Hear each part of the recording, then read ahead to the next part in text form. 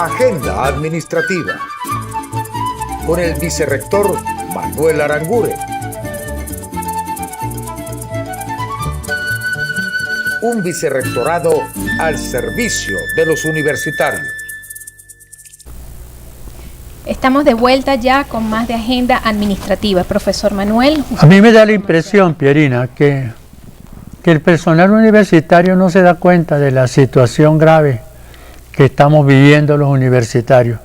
Es la impresión que me da cuando yo, por ejemplo, en los chats, yo leo mucho, ¿no?, sobre política nacional.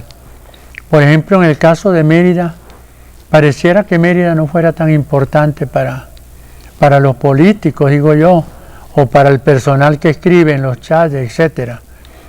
Y lógicamente de ahí pues pudiera uno pensar que si los universitarios no nos preocupamos por esas cosas, pues no debería de extrañarnos que el gobierno tampoco se preocupe, ¿no? ¿Qué opinas tú sobre eso, Carolina? Pues la sí. situación de la Universidad de los Andes y el personal universitario. Pues, y ya vamos a hablar con Francisco sobre realmente, eso. pues la situación de la universidad, pues para nadie es un secreto lo que estamos viviendo en este instante y que venimos desde hace 5 años más o menos con una situación demasiado dura y que realmente pues no existe ninguna preocupación y cada vez que uno ¿Qué escucha... existe situación dura? ¿Qué llamas tú la situación dura? Que hace mucho tiempo que no tenemos salario y muchas veces yo le hago la pregunta, ¿no?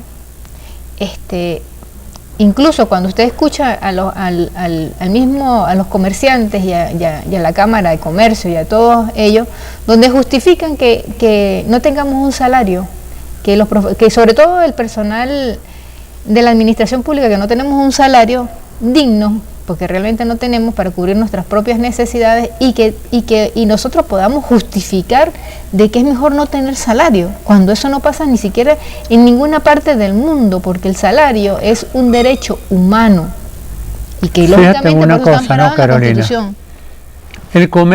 El comercio en Mérida vive precisamente en gran parte de los universitarios, ¿sí o no? Sí. Si el universitario no tiene capacidad de compra, ¿no?, de poder vivir porque tiene un salario muy bajo, pues el comercio tiene que sufrir, ¿no? Claro. El comercio pudiera obtener grandes ganancias si los universitarios, por ejemplo, tuvieran un salario digno, ¿no? Claro. Ahora, entonces, ¿por qué la Cámara de Comercio no se pronuncia en favor de la Universidad de los Andes y de los universitarios? Lo que estamos hablando de la universidad, pero yo digo que yo no entiendo cómo, yo no sé realmente los asesores que tienen los gobiernos, el gobierno nacional, porque si las familias no tienen la capacidad de compra, que es el dinero que tienen por percibir por salario, sobre todo por el salario, pues lógicamente, ¿cómo reactiva la producción en este país? Si eso está escrito, eso es el flujo circular del dinero.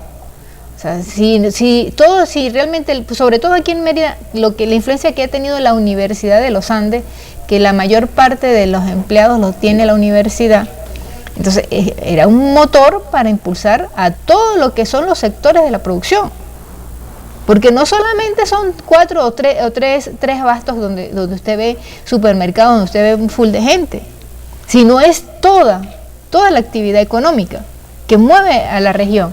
Entonces yo digo que, bueno, sinceramente, nosotros no tenemos, mire, yo por lo menos tengo deuda para pagarle el agua, la luz, o sea, y eso, si el gobierno nos quita el salario, por lo menos que asuma los gastos de los servicios públicos, que él es el dueño de ellos. Sin embargo, nosotros tenemos que buscar plata para poder pagar los servicios públicos, que aparte de lo poco que nos lo dan, nos lo quitan y tenemos que endeudarnos para seguirle pagando al gobierno. Y sin embargo, internamente nos estamos matando unos con otros. No, sin contar lo que pasa internamente. Mire, tocar el tema interno de la universidad es perder el tiempo. ¿Por qué? Porque eso es como luchar contra la corriente. Cuando vienen esas lluvias tan fuertes, que se lo arrastra. O sea, usted no puede es tan impresionante lo que pasa interno que ni siquiera usted puede hacer absolutamente nada, porque la corriente, o si usted quiere o no, se lo lleva. Bueno, ahora tenemos a Francisco Castillo, dirigente político, pero muy universitario. ¿Cómo ves entonces tú la situación interna del país, de la universidad, etcétera, etcétera. Francisco, bienvenido a nuestro programa, ¿no? Muchas Pero gracias. bueno que la comunidad te oiga, ¿no? Eso es importante. Claro, muchas gracias, profesor, Sí. y siempre es un placer estar aquí acompañándolos. Bueno, profesor, mire, la situación que hay en el país y en la universidad van íntimamente Unidas. van unidas. Yo siempre he dicho, profesor, que la universidad en muchos aspectos es el reflejo incluso de lo que está ocurriendo en Se el parece al país. Absolutamente. Y yo creo que allí tenemos que hacer un esfuerzo, sobre todo por lo que mencionaba la profesora Carolina, que era en torno al salario y que ha tenido una incidencia directa no solamente, bueno, que no tenemos salario, sino también en el deterioro de la calidad de vida, el deterioro del poder adquisitivo, es decir, que cómo se ha mermado lo que es la carrera académica, la carrera universitaria, y ese es el reflejo, profesor, de lo que en su momento debería recuperarse para el país, ¿no? Porque la situación que tenemos hoy en día en la universidad, no solamente la ULA, sino en general, el ámbito universitario, es bastante dura, es bastante compleja. Se hacen esfuerzos de cara de todo lo que es el personal, quienes se mantienen ahorita resistiendo, porque realmente son posiciones de resistencia, de sobrevivencia. Porque decir que hay un mecanismo de desarrollo, de crecimiento, no es así, es muy complejo. Sin embargo, yo creo, profesor, que ojalá esos asesores, como señalaba la profesora Carolina, que de alguna u otra manera pues reflejen y rectifiquen en torno a la situación que tenemos tan compleja hoy en día, sobre todo porque de verdad que se ha mermado muchísimo lo que es la carrera académica, como le decía hace un momento, el poder adquisitivo, el tema salud, que es una incidencia y es algo muy delicado, sobre todo para los profesores universitarios, es decir, tantos aspectos que podemos recuperar y que la universidad está llamada, en todo caso, profesor, en los próximos años, a cumplir un rol importante. Y yo creo que en ese sentido tenemos que seguir apostando, pero entendiendo la complejidad que tenemos hoy en día en la universidad, y más en la ULA, por lo que representa, como ustedes lo señalaban hace un instante, lo que representa la ULA para nuestro Estado y para el país. Sí, el caso de las universidades. Fíjate una cosa, ¿no, Francisco? Hace pocos días Plandes presentó un informe sobre deserción, ¿no? Ese informe sobre deserción, inclusive ayer en Consejo Universitario, se planteó el problema de la virtualidad y la presencialidad. Fue una discusión que se esperaba, ¿no?, que se presentara otro informe para poder estar claros en ese aspecto. Gran parte, mucha gente, mucho estudiante universitario se inscribe y no va no comienza las actividades escolares en la universidad, porque tiene que trabajar para sostener la familia, para sostenerse él, etcétera, etcétera. Muchos profesores han renunciado, ¿no?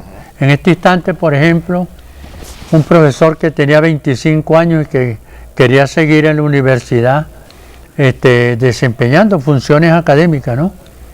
Se le estaba dando una bonificación de el llamado 259. Igualmente también con el personal ATO, personal obrero y administrativo, ¿no? También, en vez de jubilarse, podía seguir trabajando y se le daban unas normas de permanencia en la universidad, ¿no? Y si se jubilaba, se aplica un artículo que es el artículo 32, si no me equivoco en este instante, pero ese es el número más o menos, 32, no importa que tenga otro número. Entonces eso ha influido en que tengamos una universidad hoy que la gente... ¿Ah? Deprimida. La gente no sabe qué hacer. Ya el que se queda en la universidad es porque tiene un sueldo, bueno, ese bono que le puede llegar, ¿no? El de... ¿ah? O porque tiene otras fuentes de financiamiento para poder subsistir. Tiene otras fuentes, por ejemplo, una profesora hoy, qué casualidad, de una de las facultades de la universidad conversaba conmigo, ¿no? Ella, por ejemplo, tiene la familia en San Cristóbal, ¿no? Y ella vive aquí y me dice, bueno, mi familia, mi mamá, que hay veces se enferma, no se enferma, por lo menos yo tengo que estar pendiente de ella, ¿no? Y yo concursé aquí en Mérida, ya tengo varios años en Mérida, y tengo que entonces estar pendiente, mi mente está en San Cristóbal, ¿no? ¿Cómo está mi mamá? ¿Cómo está mi familia? Y yo tengo que estar aquí, vivir prácticamente alquilada en un cuarto, ¿no? Siendo una profesora universitaria, con maestría, con doctorado, con todas esas cosas. Entonces ella decía, bueno, ¿y qué hago? Yo tengo que irme para San Cristóbal, ¿no? Porque yo no puedo hacer nada. Yo no puedo hacer nada aquí en Mérida, seguir viviendo de lo que vivo no me alcanza, ni para yo vivir bien, ni para que mi familia viva en San Cristóbal. Eso entonces produce una deserción en la Universidad de los Andes, muchos alumnos que se inscriben y no comienzan, otros comienzan, llegan al segundo semestre y dejan los estudios, etcétera, ¿no?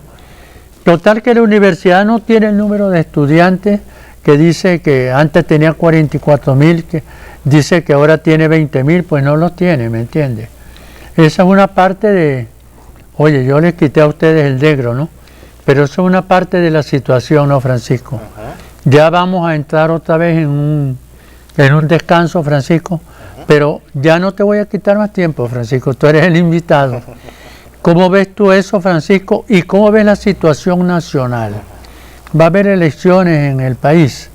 ¿Sí, no? ¿Ah? Aspiramos que sí, profesor. Eso quiero que nos explique cómo está la situación nacional. Y para eso vas a tener dos negros, no te preocupes, yo no voy a hablar más. Sí. Ya regresamos en breves segundos. Agenda administrativa con el vicerrector Manuel Aranguren. Un vicerrectorado al servicio de los universitarios.